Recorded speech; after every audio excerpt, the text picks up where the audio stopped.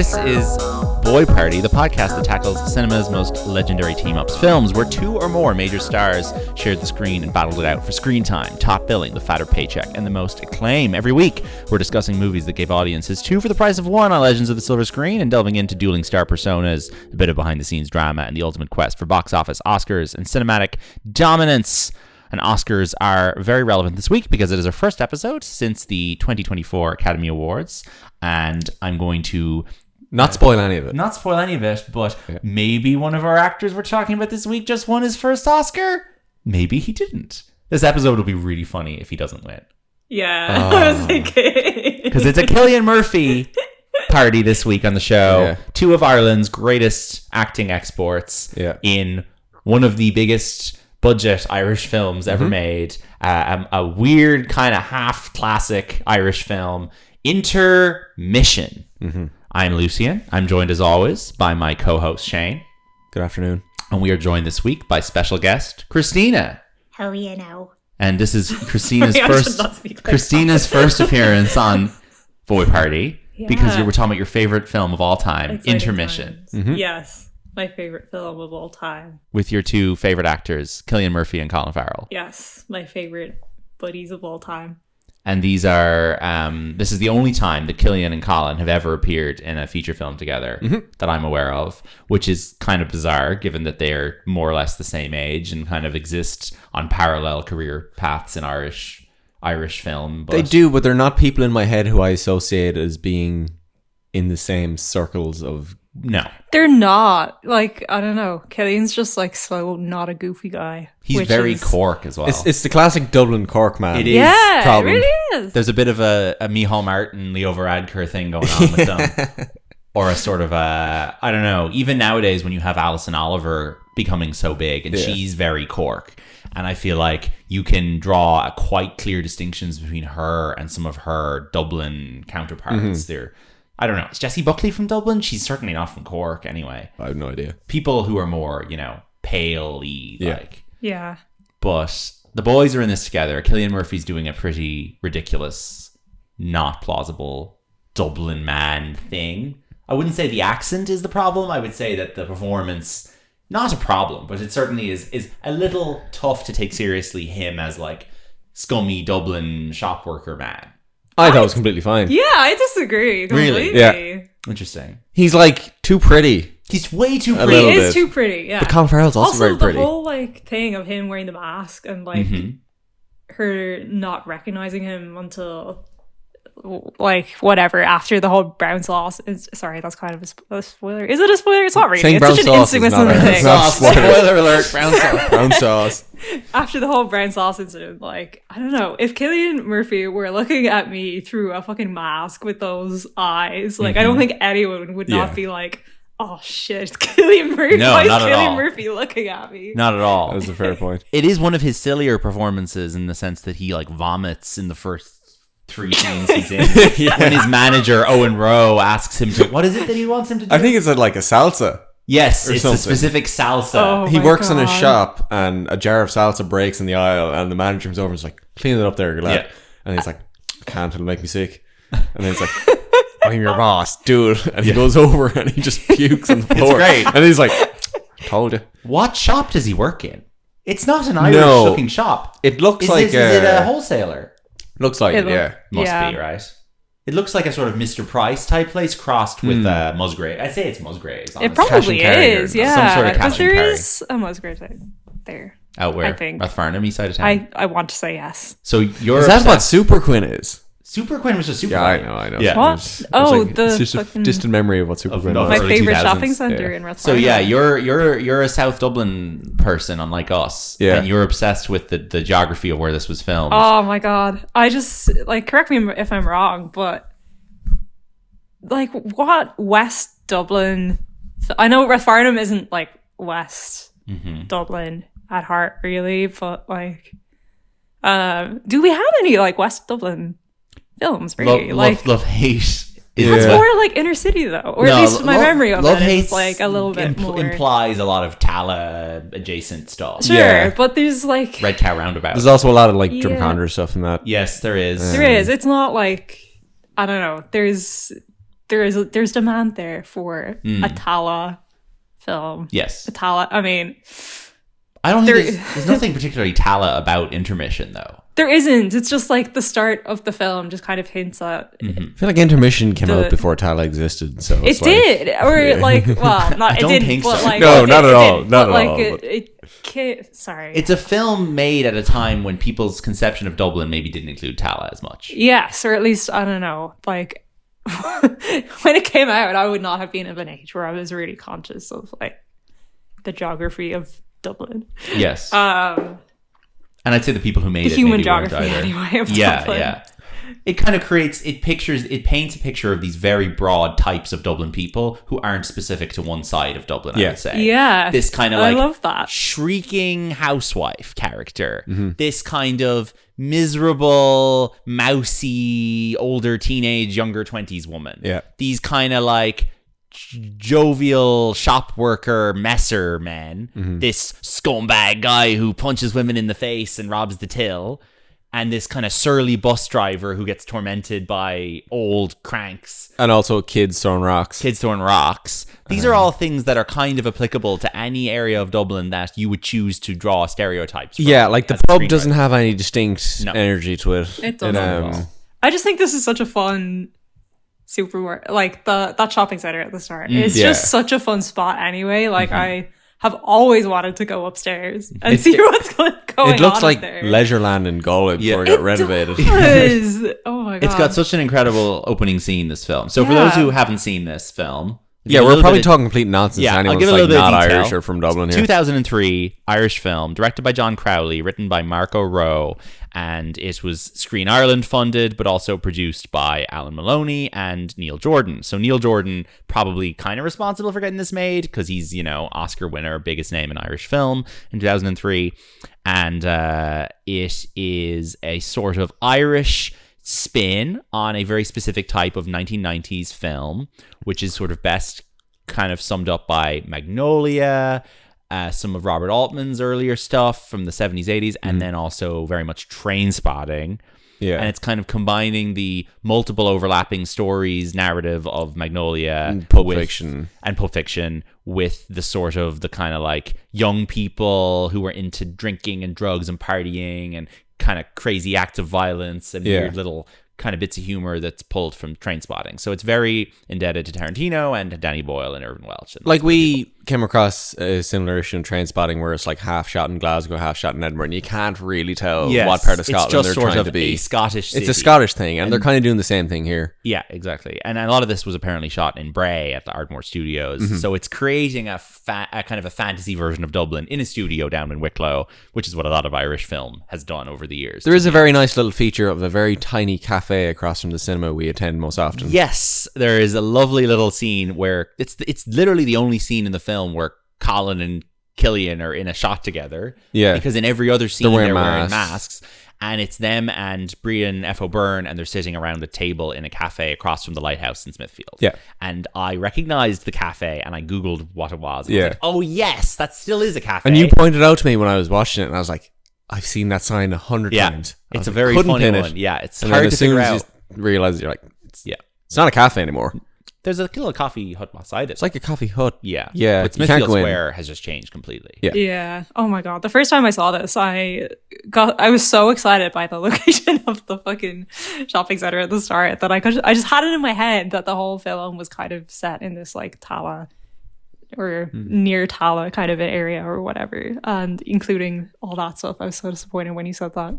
When we watched it for the second time, that was in Smithfield, and yeah. and then suddenly, you know, nothing from that on is like set in West Dublin at all.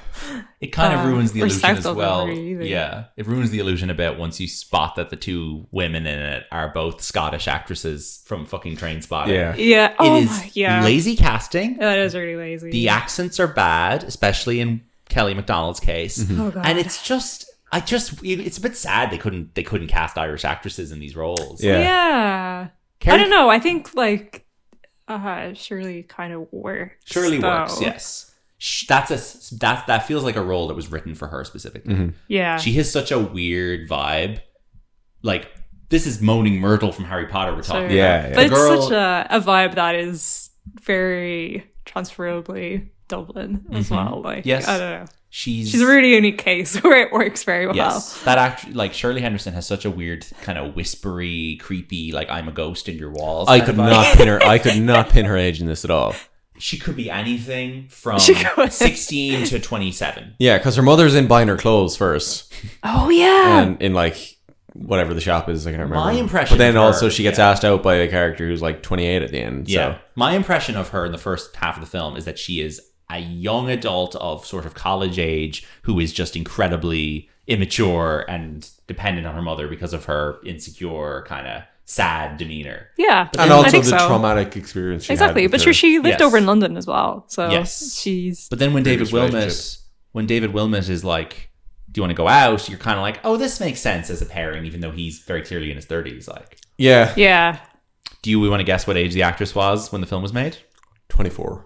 You're gonna be blown away. by Oh, this. God. Like, 34. she was 37. What the You're joking. Whoa. She's almost 60 now. Oh my days. That's Is Deirdre O'Kane even 37 when this is made? I would guess She's no. 54 No. now. guess I that think Deirdre she's O'Kane 54 is now. younger. Like Deirdre O'Kane is 3 years Yeah. younger. Deirdre than O'Kane's Shirley. like my dad's age. Deirdre O'Kane is 55. Yeah. 3 years younger than Shirley Henderson. Yeah. That is insane. Because in And the she's film- playing the younger sister She's playing the to younger sister to Kelly McDonald. Kelly who McDonald. I would guess that Kelly McDonald is 42 younger. now. Yeah, you were Nah, saying that probably she's like 50. probably our Fifty. age or whatever, like at the time. Kelly McDonald now is 48. Yeah. So I'd say she so. is That's 10 whack. years younger than Shirley Henderson. Oh my day. So Shirley Henderson is just like in her own category in terms of age. Mm-hmm. Completely inexplicable what age she is. Like Fucking A. Deirdre O'Kane is reads as a middle-aged woman in this film, and Mm-hmm. Shirley Henderson is basically a teenager. Yeah. Crazy. Wow. Anyway, given it's boy party, we should talk a little bit about Cillian and Colin. Mm-hmm. So, just as guys, like, so Colin Farrell obviously is this very Dublin star. Yeah. I would say the most quintessentially Dublin of the Irish actors who have done well, apart from I guess Colm Meaney. That was quintessentially like South Dublin. He's not really South. He's not. He's from Dublin. Castleknock. But Like I love he's this just a dub. Like he's like Dublin. But he's But- been guy, successful internationally without having to lean into the Irish trope. Never. He's never been as hokey as Paul Mescal and Saoirse Ronan generation. I mean, he But I does was gonna the Martin say- McDonagh stuff. he does the Martin McDonagh stuff, but the Martin McDonagh stuff did not make his career. I feel like he kind of comes across as a male Saoirse in certain, like just in terms of his accent and stuff alone, he kind of gives off the same stuff. Maybe. I just I feel found him very hard to pin where in Dublin he was from when I was trying to guess before I so. figured out. Yeah. Castlelock makes sense. But it's like it's just famous person Dublin accent, Yeah. as opposed to where it's any rounded other out area. to kind of... Was it nearly trained to be like Yeah. an appealing Irish accent? Yeah, so. it's stage school Dublin accent. Stage also, school, yeah, but okay. he plays Americans in all his breakout roles. Yeah. You know? Like his big first kind of few years of his career, he's in this movie Tigerland, the Joel Schumacher film. He's in Heart's War, Bruce Willis, Minority Report. Instantly starts working with people like Spielberg. Phone Booth, The Recruit with Al Pacino. He's in Daredevil. Then he's in Veronica Guerin for like 30 seconds. He's in SWAT. He's in this. Then he is my favorite performance of his, Home at the End of the World, 2004, which is a beautiful film made by Michael Mayer based on the Michael Cunningham novel. Then he's in, and then like he becomes incredibly famous within like 3 years of working in America. Yeah. By 2004, he's already making Alexander, The New World, Miami Vice in 2006. Like his career has completely turned into like blockbuster A-list leading man within like 5 or 6 years. It's incredible. He kind of had a whole cycle of being a tabloid staple a as bad well. boy, like A bad boy. So But he's this was involved kind of with- before we... This was just before that. Well, as in, sorry, that was before we. It was before our generation, so we don't have an association of Colin Farrell being this like... Yes, he's very clean and clean cut now. Yeah, like, very much so. But our Yeah. parents would still recall his 2000s era of his drug, booze, Dating Britney Spears. kind of Sure. thing, and be like, oh, he's cleaned himself up. Whereas to us, he's a very tidy, clean. Yeah. guy. Yeah. Not that different to Cillian Murphy, really. No. Like, he shows up to things with his son. He's not married.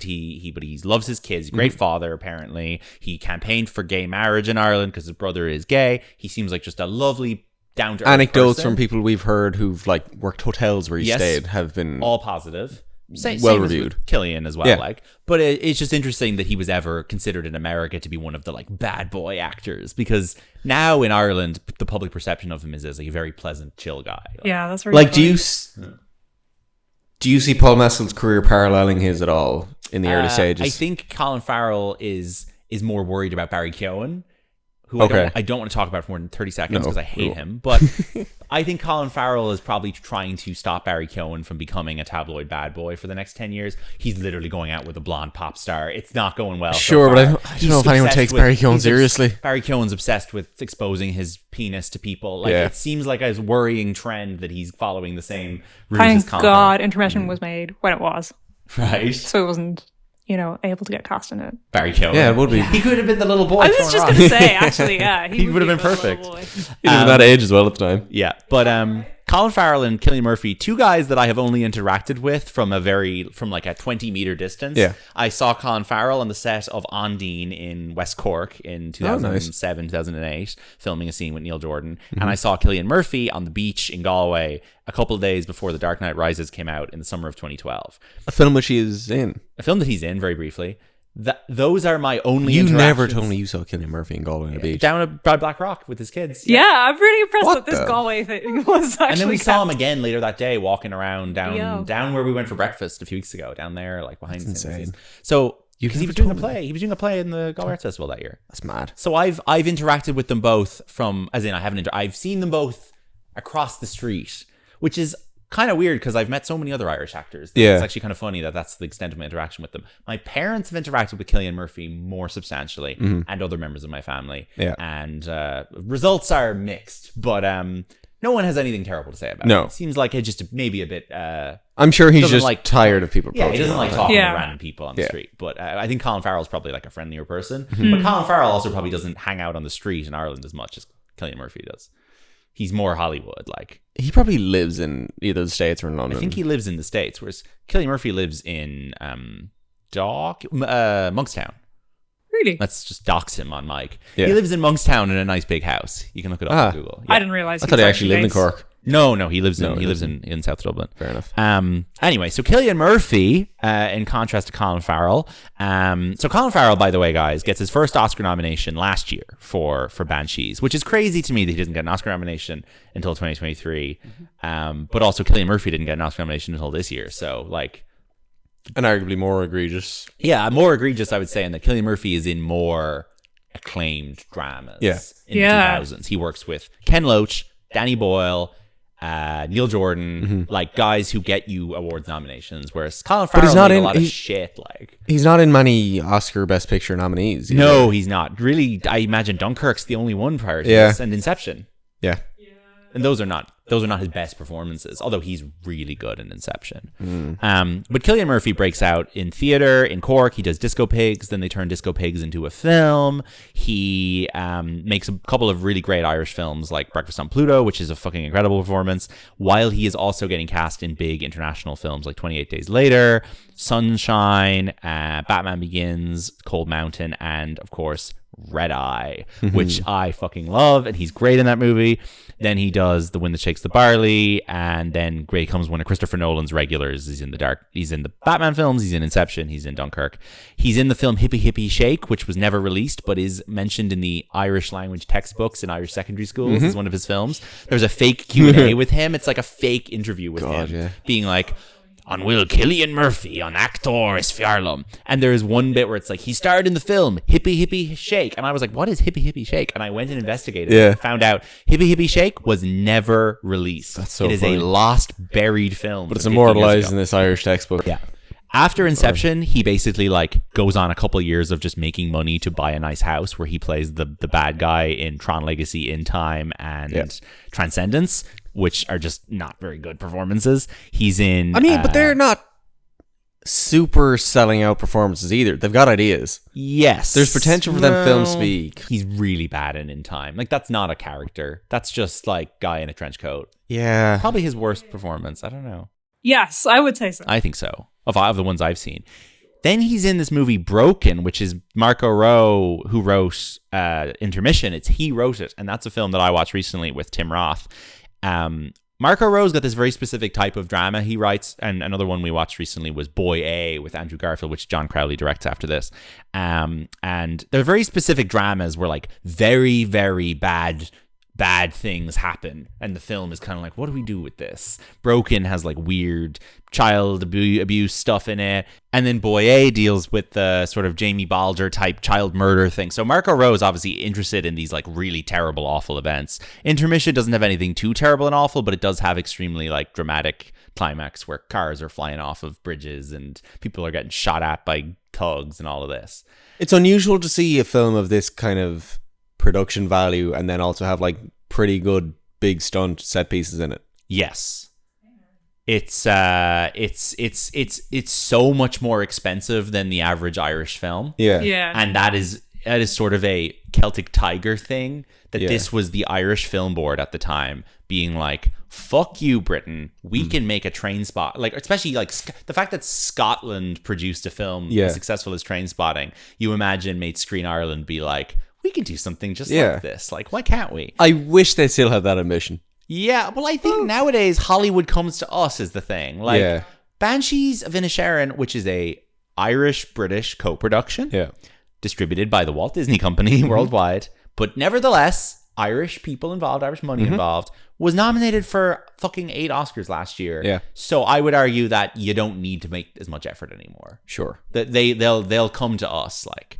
But anyway, Cillian Murphy makes a lot of weird choices in the 2010s. Now he's about to win, has just won, when you're listening, the Oscar for his fantastic performance in Oppenheimer, which is the climax of 20 years of working with Christopher Nolan, a director who identified that he was an interesting guy early on in his career. Yeah. He has this side kind of simultaneous thing that we don't really think about that much in this house, which is that he is one of the most iconic faces of the last 10 years of media for playing a character on fucking Peaky Blinders. Tommy Shelby. Which is just like a thing I don't engage with at all. Sorry, I thought you were going to talk about his side hustle for the DJ stuff. Well, sorry, that's a whole other thing. But like, Peaky Blinders is a piece of media I have never engaged with. I've watched it all. You've watched it all? I watched it all when it came out. Wow, okay. Is he good in it? Yeah, I think so. It's a show that is very popular with people who don't really care about actors, I suppose. You know, exactly. Like Tom Hardy's in it, isn't he? Tom Hardy's in it a little bit, and yeah, lots of great actors. Anya Taylor-Joy, Sam Neill. But like, I feel like Peaky Blinders is beloved by the Wolf of Wall Street men of the world. It is, and I kind of struggled with it when people were, getting more and more and more on board with it. Yeah, I see, but that's my problem. Clips of it often enough on TikTok and stuff. I'm like, is this what it's like the entire time? Yeah. Yeah, kind of. Yeah. But it works. Like, I sent you a very funny clip of like bit. Aidan Gillen yesterday. Yes, with a funny wig. Yeah. Is that what the show is? But I was a little bit tired of it by the end. Cillian Murphy probably made that show as successful as it was because he's 1,000%. He's such a good get for that show. I remember when he was on it. They got Cillian Murphy to be on a BBC show. That's amazing. And then it ran for years. Yeah. And it became, much bigger than the average BBC show. It may as well have been on HBO. But it's very funny that this quite feminine looking Cork man who has very effeminate vibes, is very much the face of a certain type of macho Guy Ritchie macho. Yes. Wearing a hat with a Peaky Blinders, we're gonna fucking kill you, mate. Like, yeah. Bizarre. Oh god. Cillian and Colin's comparative box office. Do you want to guess whose movies have made more money? Cillian Murphy. You think Cillian Murphy?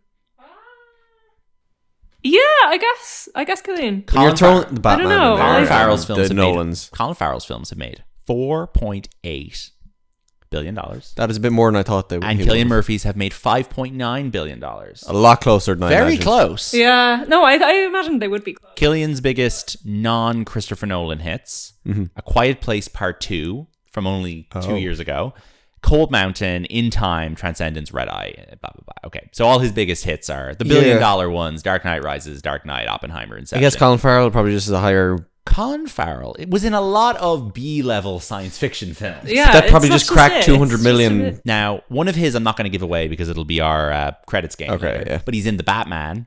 Yes. He's in Minority Report. The Dumbo remake. Oh, God, he's in that movie Epic with the Snow Patrol song in the trailer, the animated movie. Horrible Bosses, $250 million. Total Recall, SWAT, Daredevil, Alexander, Miami Vice, and then an incredibly successful box office for Saving Mr. Banks, which is his worst performance. There's a scene where he is playing an alcoholic, folks, and the reason you know he's an alcoholic is he says things like, "Come here, love, give me a drink. I mean, give me a hug." One of the worst lines of dialogue ever. It'll be forever etched in my brain. God. Grace Randolph's favorite film of all time, Saving Mr. Banks. Yep. So, back to Intermission. Back to intermission. When they're getting this film financed, they get all the boys, apart from Liam Neeson and Pierce Brosnan, who would have been handy to have. But they get Colin Meaney, they get Colin Farrell, they get Cillian Murphy, they get David Wilmot, an actor that we love because of his role in Station 11. Yep. They get my former co-worker, Deirdre O'Kane. Oh, yeah. Who is a very talented Irish comedian and actress. Mm-hmm. They get the two Trainspotting girls, Kelly and Shirley, which is fucking lazy casting. Like the laziest casting ever. Yeah. Sure. It's Trainspotting for Irish people. Oh my god. Then cast fucking... Kerry Condon is in the film. She's the woman who gets punched in the face by Colin Farrell at the start in the cafe. She is now... That's Kerry Condon. That's Kerry Condon. Yeah. What? Oscar nominee Kerry Condon. She could play the Kelly McDonald role so easily and she'd be so good at it. Amen. She'd be so good. Wow. Kelly McDonald is... They should have swapped. Like, I don't know. Kelly McDonald shouldn't have been in it at all. Kelly McDonald has an incredible 2000s Irish face. She does, and she has an incredible British actress Irish accent. Yeah. The accent is real. I'm not an accent stickler, but it's awful. Oh, it's like rubbish. Yeah. In a film where everyone else is really turning up the Dublinisms. Like, I got it. I haven't been in... I haven't been in Dublin as long as you two. To me, that just sounds like a Dublin accent. Really? Oh, I don't know. I didn't pick up on it. She's completely over enunciating every word. I thought that's just how some Dublin people she talk. She opens her mouth so wide when she talks. When she talks, she sounds like our friend Isabel when she does impressions of people, of old women. Like. I was just gonna say. It's terrible. What are you doing over there? What's you doing over there? Give me a bit of the brown sauce. Yeah, okay, so the brown sauce thing is an example of something in this film that is trying so hard to be like a bit iconic line. Yeah. You know what it is? It's the fucking Royale with cheese from It's the Royale with cheese, yeah, it's absolutely that. It's so frustrating because the film is so well written in many ways, and then it just throws in these real cringe, like, oh, the lads were sitting around outside Grogan's and they thought that was gas, you know? Yeah. There's a real, like, the vibe of this film being written in the Grogan's fucking smoking area. Like, this film hasn't taken off with the annoying Bambinos people yet on Twitter or on TikTok. It's not on Netflix. It's not on Netflix. There's no way for them to watch it. They'd have to buy the DVD. Like. Yeah, the gags haven't permeated. No. This film has... No one under 30 has seen this film apart from us and a few of our friends. Like, yeah.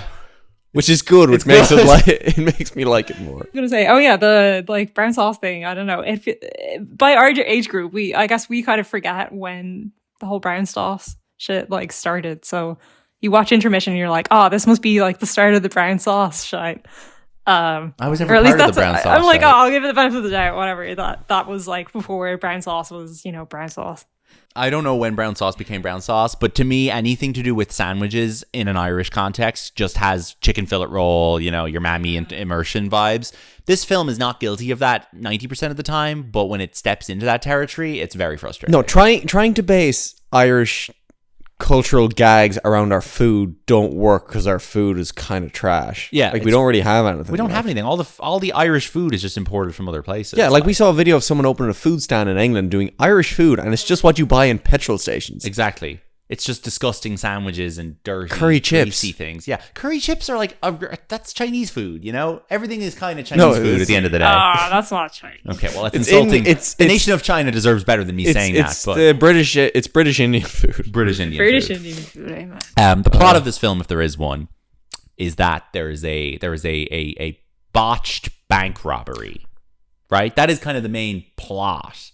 A series of incidents occur leading up to three separate stories of characters joined together to rob a bank. Yes. And the three storylines are Cillian Murphy is jealous of his girlfriend. Is dating Kelly McDonald. They break up. She gets with the bank manager, bald, boring fucker in his 40s, Michael McLaughlin. He's jealous. Colin Farrell does not actually have a plot. He's just a little thug.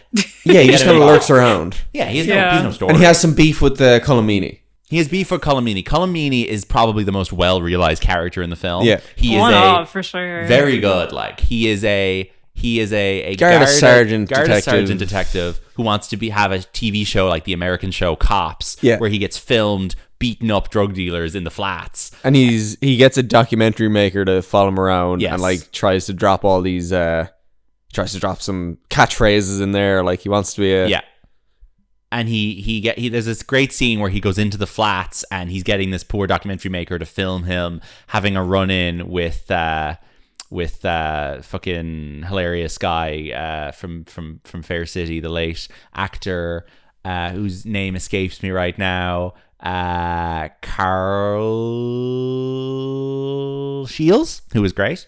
He's just kind of a guy who's sitting there in his underwear and he's like, what are you doing in my house? Yeah, and he bursts in with the camera like, fuck, I'm gonna fucking get you. He tries to bare knuckle box him. Yeah. He just wants to be seen involved in a certain type of behavior so badly, and no one will let him. He just wants to be a New York cop catching gangsters. I don't know. But there is a quite funny scene where he meets Colin Farrell for the first time, where he goes into a bathroom, grabs Colin Farrell by the scruff of the neck, pushes him against a wall beside the urinal, and then proceeds to piss down his leg. Oh, that's very good. Yeah.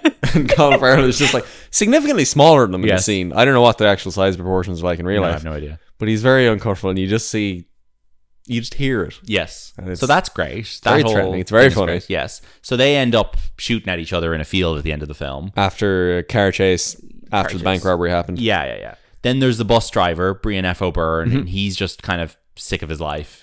He gets fired because he crashes his bus. Oh, yes. The bus flips over because a boy throws a rock at his bus. Yeah, and he gets distracted and flips the bus over. And the boy throwing the rocks has caused other issues with other people. So we have unemployed bus driver, we have disgruntled ex-boyfriend, and we have man who's just up for mischief and robbing banks, and they all come together. How does Deirdre O'Kane play into the robbery? Does she at all? She's the bank manager's ex. Oh, she's the bank manager's ex. So she starts beating the bank manager shit leaves Deirdre O'Kane to go out with Kelly McDonald. Then Deirdre O'Kane meets David Wilmot, who's Cillian Murphy's best friend, in a club. Yeah. In a clubbing scene. What's the song they play in the clubbing scene? Oh, I can't remember. Nothing good. Nothing particularly good.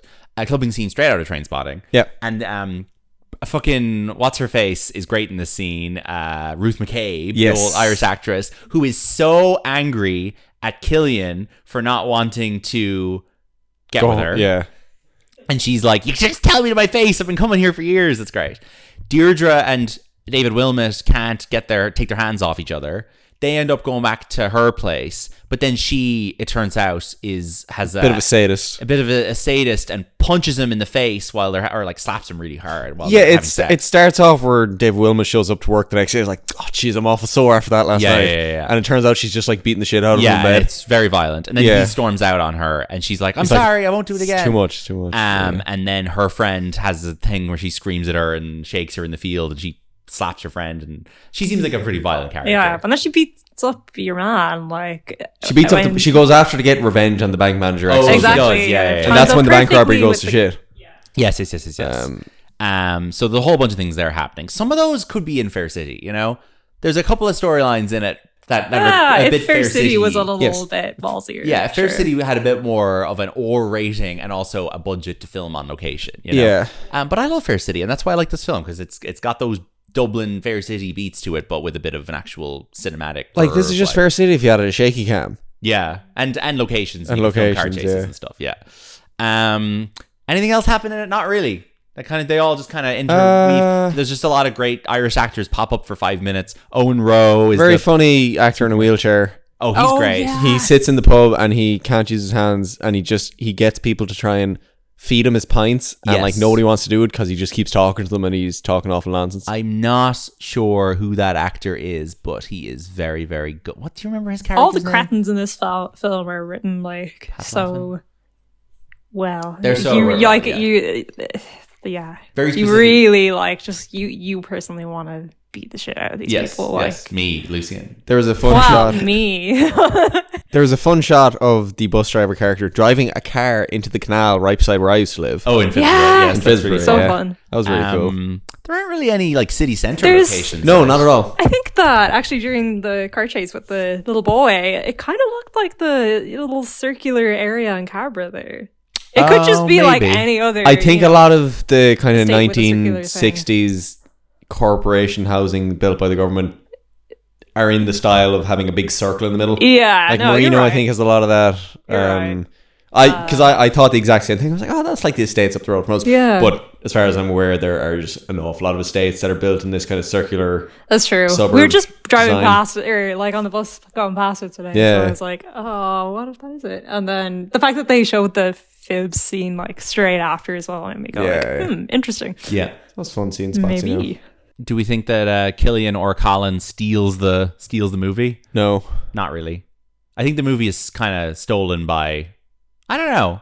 Shirley. Shirley? Also, I think Shirley, Wilmot, Colm Meaney, and also Mr. Bus Driver. What's his name again? Brianna O'Byrne is really good. Yeah. I think Owen Rowe is great as the supermarket manager. Oh, it yeah. ends So on good. him. Yes, Like yes. he gets the last joke. He's a great actor. That was great. That kind of justifies the whole. Like, you could have ended it at the shooting in the field thing, Yes. and just have it shown. Yes, there's a little What bit too much actually after happened. that. A little bit too Yeah. much. There's too much of like Colm and the producer chatting about the footage. It's all and just stuff. resolution stuff that we Yeah. could have come to our own We could have come conclusions to our own with. As a This is former right. supermarket worker, I enjoy the dynamic there. dynamic there. Where Yeah, it's like, fair. you're clocking in 30 Yes. seconds Oh, late. It's very, it's very Irish supermarket manager accurate. Yeah. like, very much so.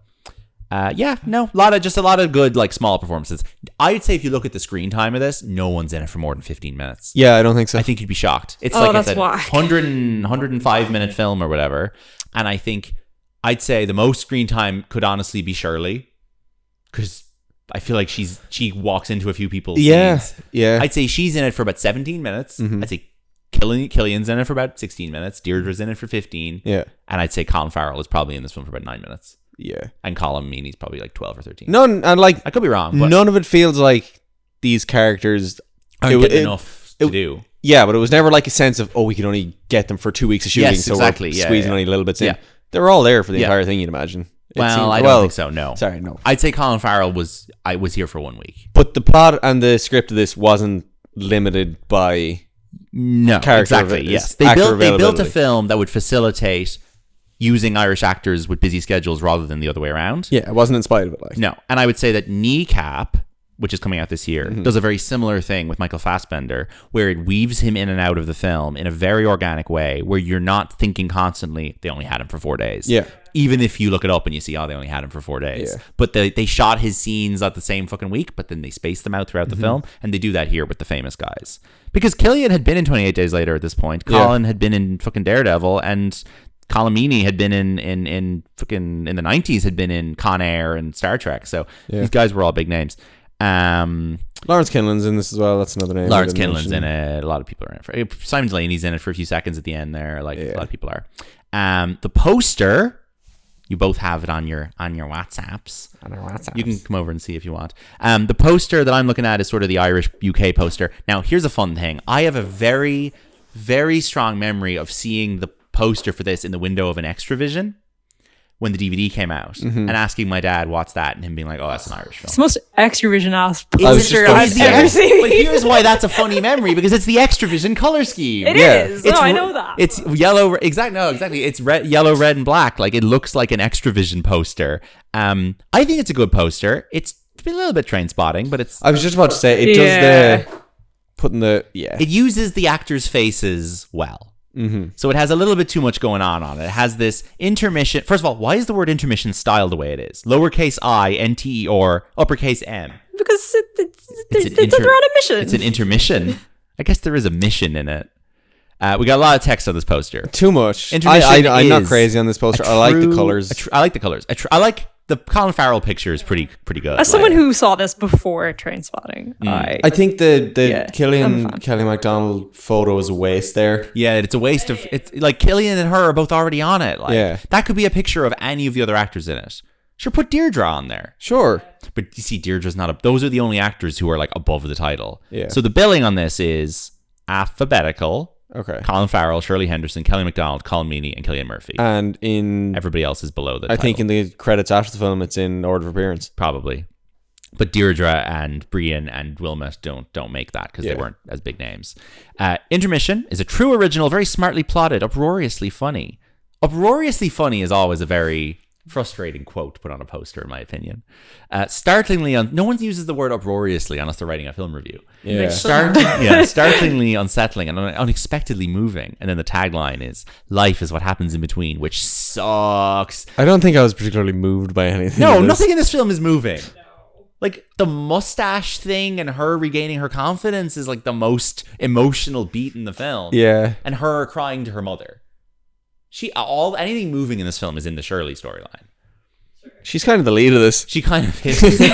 Life is what happens in between. Fucking Oppenheimer. Life is what happens. You can say that about anything. Yeah, it's a meaningless phrase. Part 2. Life is what happens in between. What is the in between? Is it just like the bits that are non-distinct parts of Dublin? In between the mission. It's just it's not in Rathmines. It's not in Tala. Exactly, it's just like it's in that the estates. It's in the estates. Oh, ridiculous. In the dead areas between the towns. Mission. So box office. Yeah. The film costs €5 million. The most expensive independent Irish film ever. I assume to this day, because Michael Collins is technically an Irish film and is a very expensive Hollywood budget $25 million job. So because of Michael Collins, everything else always has to have a conditional applied to it. Independent Irish film, which is annoying. Fuck off, Michael Collins. Like, annoying. This film makes $5 million worldwide, so it makes its budget back. I would imagine that in theory, this film probably, or like in practice, the opposite of theory, this film probably did make a profit, because I would imagine the DVD sales for this in Ireland were quite good, incredibly good. Yeah. Like, I'd considering you still can't really stream it. This still sells DVDs. I'm not sure. If I looked for a DVD of this in Golden Discs, I would not be able to find one. It was distributed by Disney. There's no way that they've like a new DVD. They're not still pumping out new ones. Yeah, they haven't made a new DVD of this in 20 years. I will say one thing: the score was done by John Murphy, who is a big composer who did the music for like Guardians of the Galaxy Volume 3 and The Suicide Squad and James Gunn's upcoming Superman. He's James Gunn's guy. His name is John Murphy, but he is not Irish. He is from Liverpool. That answers that. I mean, I assume his parents are Irish. And it was shot by Ryszard Lenczewski, who is Polish, who did Paweł Palikowski's feature films. Like, this is a serious cinematographer, like a great Polish cinematographer. That's why it looks good. And it was edited by Lucia Zuschetti, who is Lynn Ramsey's editor, who did Ratcatcher and is a real editor. And there's a reason why this film looks better than most Irish films. It's because everyone involved in the crew was not fucking Irish. And they got good international people with that sweet Neil Jordan Screen Ireland money. Has there been any attempt to do something similar to this in the last 20 years? On TV, yes. Yeah. I would say that stuff like Kin and Hidden Assets, these big Irish European co-productions. But as I said, Banshees and stuff, they get made naturally now. Yeah. There are Irish directors now with enough pull in Britain to get films made here with big budgets. You know? Is anything like trying to be as not hokey? Not that it's like, free of hokiness or I don't anything, know, right? but What are the other big Irish... Kneecap. Kneecap. Yeah, Kneecap sure. is the answer. Like, Kneecap is the answer to all of our problems. It is. Just wait till you get to see Kneecap, folks. Kneecap will get us the 6 counties back. Kneecap is probably... easy for me to say loads of hyperbole about Kneecap because no one I know has seen it except me, but like it is probably better than Intermission. It's very good. Yeah, okay. It works on a number of levels. You're not breaking any embargoes by talking about that, are you? No, it's a good film. Good. It's screened at Sundance and it's coming out in August, folks. This film also came out in August, the 29th of August, 2003. Shane has the box office loaded up for the weekend it came out in America, I'm assuming. Yeah, March 19th, 2004. So it comes out a couple months later in America. Makes sense. Are we doing our other game first? No, do the box office first. Do the box office first. Okay. I'm going to be trash You at can this. try. You can try. Do you know what is number one? Not a very fun list here, I don't think. But Really? 04 is such a fun year. There's a few good ones. Okay. No, I don't know anything that's on this. Okay. Clues are needed. You haven't seen it. Okay. Good start. It's a well-known director, Okay. and this is an existing... Okay. A well-known director. A well-known director Ridley Scott. doing a remake of a well-known... Soderbergh. Spielberg. No. Ridley No. Scott. None of No. those. No. Okay. Doing I think there's a remake. film from like 1978 that's been remade. Oh my God. Okay. There could have been 10 of these It's not films in between. The Italian Job or something. No. No. It's horror related. Is it something to do with The Ring? No. Something to do with Okay, The Grudge? The Grudge? The No. Ring? The Grudge? The Omen? No. Exorcist? Something? No. But it's a 70s horror franchise. Halloween? Maybe Something? not horror, but more like... Like Chainsaw horror Massacre. adjacent. Chainsaw Massacre? Horror adjacent. Like that's more 2003. There's a supernatural element to it. Poltergeist. No. Zombies. It's Zack Snyder's Dawn of the Dead. Zack Snyder's Dawn of the Okay. Dead. Never seen it. His first film, I think. I think that's his first film. Yeah. Never seen it. Could Ty Burrell is in it. Ving Rhames, Ty Burrell. I do love a bit Michael of Kelly. Ty Burrell is only in like 5 movies, so I remember that fact. The lead is Sarah Polley. All right. Sarah Polley, Oscar-winning screenwriter. Sarah Polley, Very director of Women Talking and such. Ah, Yeah, Sarah Polley, great. cool. Take this waltz, yeah. Oh. Good stuff. Next up. Mm-hmm. This is... You're struggling with this one. I'm not. Have I seen it? Everyone knows this. Christina, you know this one, so you might be able to get it. Okay.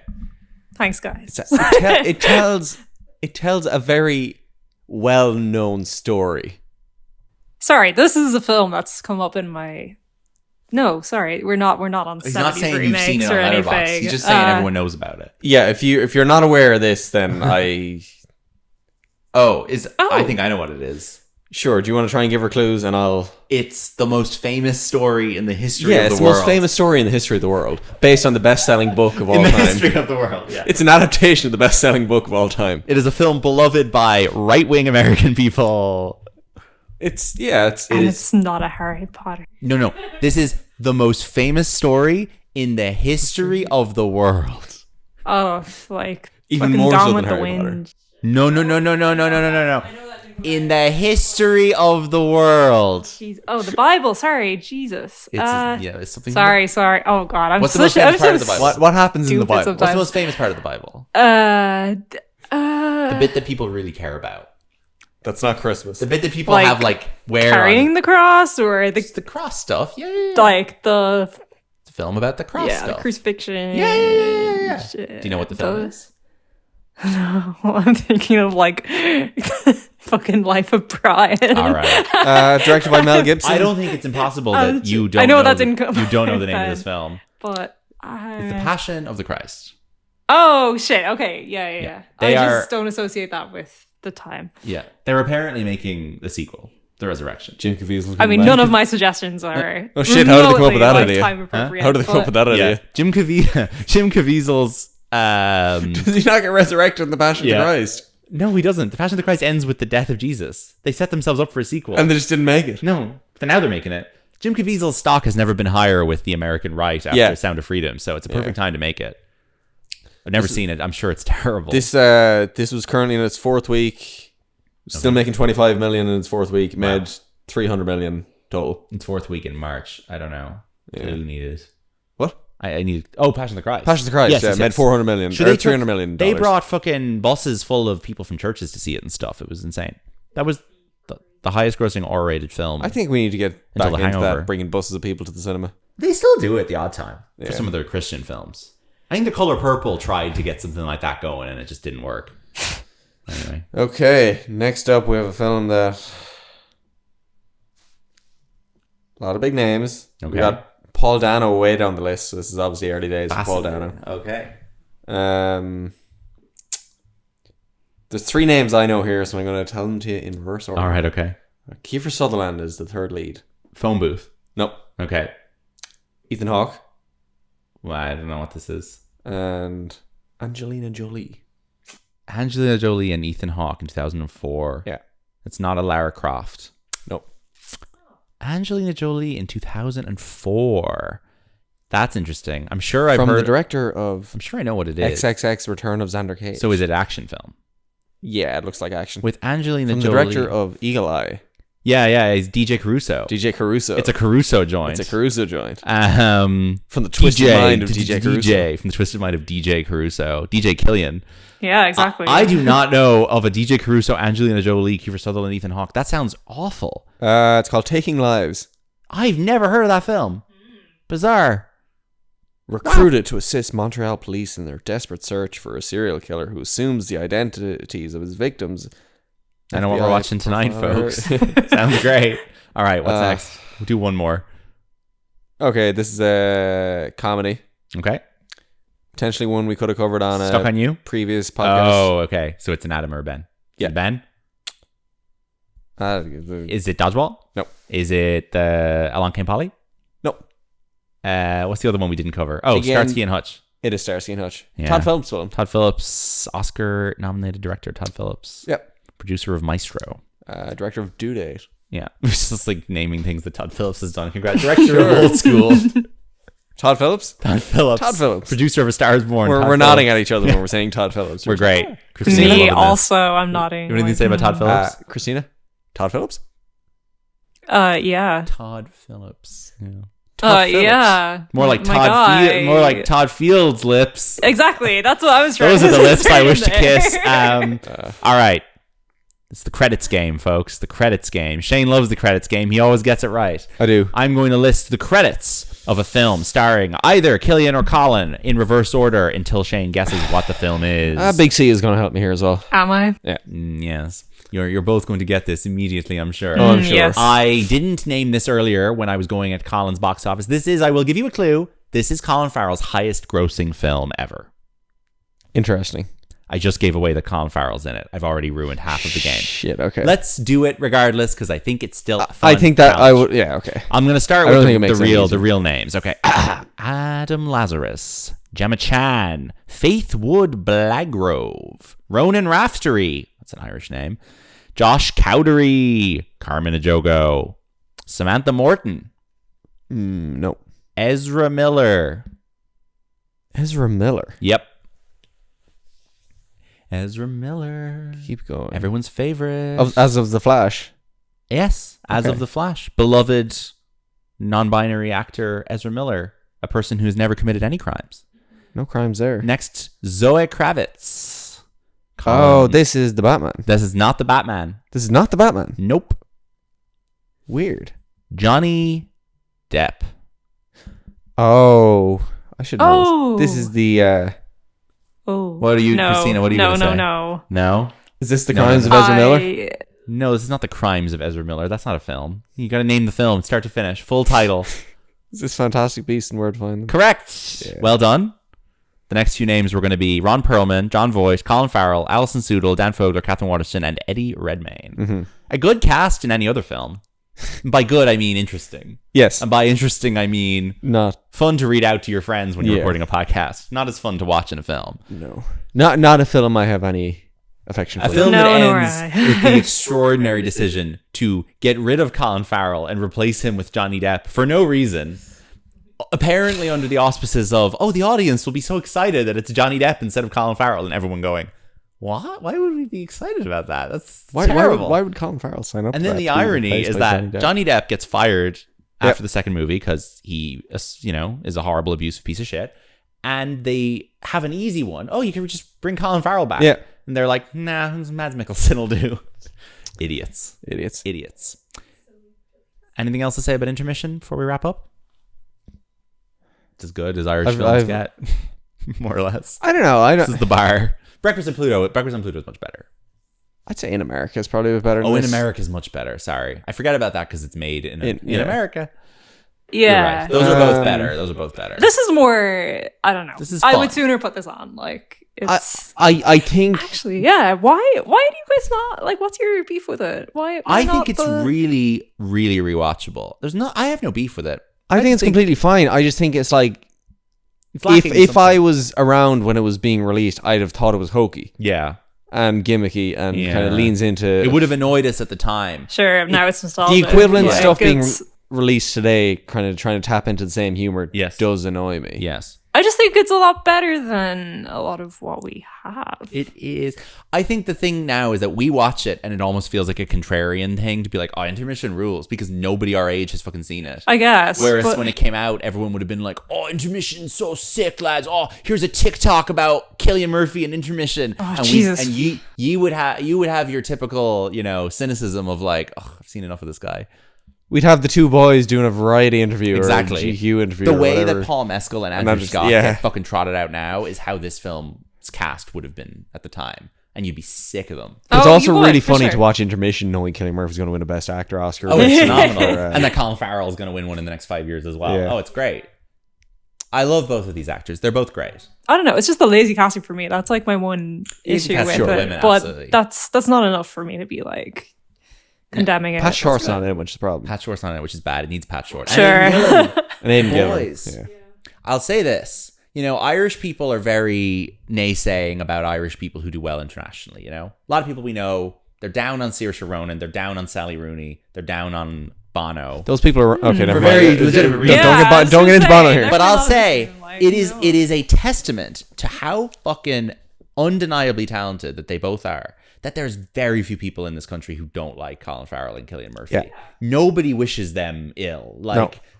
you'll find people like maybe, Nobody should be wishing Saoirse Ronan now. That's she's just great. No, She's great. but like she's just a bit greedy. Oh, sounds like someone's about to wish her ill. No.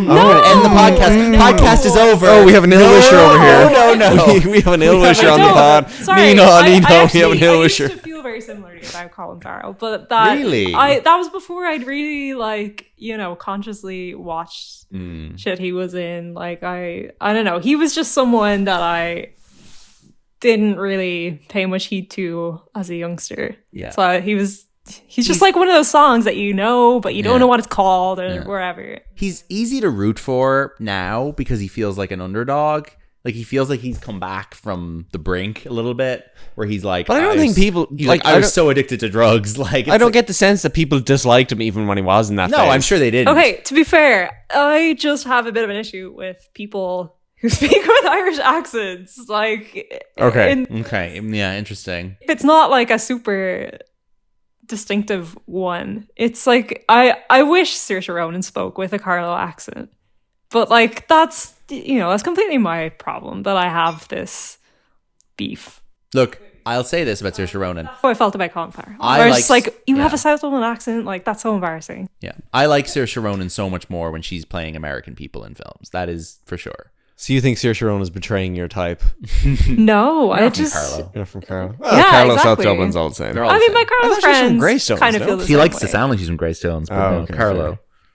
fair. I think I don't know. My two Carlo friends, I can say that at least one feels, or at least I'm projecting that she, felt the same way I did. Yeah. Well, look, I have the solution to all of this, which is that everyone should just be from Cork, and only Cork people should be allowed to be successful. Yup, the boys, Cillian. We'll move the screen Fair on enough, and yeah. lift offices. to Galway people Cork. are shit. Yeah, Galway. There are no good actors from Galway. Is Nicola Coughlan from Galway? Yeah, she There is are no actually. good actors from Galway. All right, thanks for tuning in to Boy Party, everybody. Thank you, Christina, for joining us. Thank you, Christina. You were We'll be discussing more great Irish films soon, I'm sure. 2's a party, 3's a There's really bigger party. yeah, exactly. The only other Irish film we can really discuss ever is The Banshees of Inisherin. We're not doing Colin Farrell again anytime soon. No, that'll be well down the road. There's also Perrier's Bounty with Brendan and Cillian. And then I would argue The Guard is kind of a boy party. You're talking about Brendan Gleeson is the lead, And Don Cheadle. But Don Cheadle's an Oscar-nominated American star in the movie with him. Yeah. Second on the billing. Like second we on might the never poster. even do Banshees because In Bruges is the thing that exists. Yeah, but I feel like Brendan's more famous when Banshees comes out, so it's more of a boy Okay. party than In Bruges. He's very much supporting in Bruges. I don't know. Yeah. Yeah. Anyway, we could do any of those. Fair play to Cillian Murphy on We're not winning doing your Artemis Oscar. Fowl, sorry, just to get that out there. Artemis Fowl is not really a boy party. It's got Judi Dench and Colin Farrell.